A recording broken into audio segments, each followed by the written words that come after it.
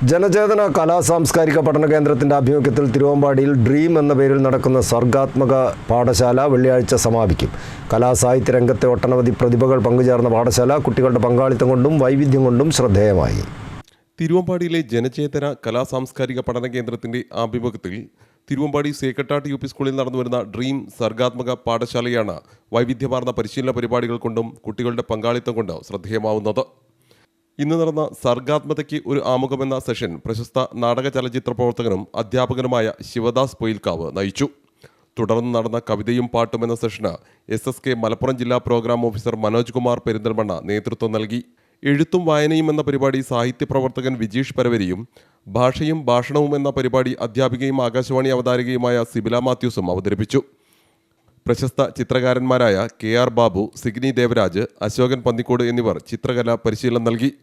Jolly Joseph, doctor TK Abbas Ali, doctor James Paul, Noushad Thiruvambadi എന്നിവരാണ് ക്യാമ്പിന് മേൽനോട്ടം വഹിക്കുന്നത്. സർഗാത്മക പാഠശാല വെള്ളിയാഴ്ച സമാപിക്കും. CTV പ്രാദേശിക വാർത്ത, തിരുവമ്പാടി.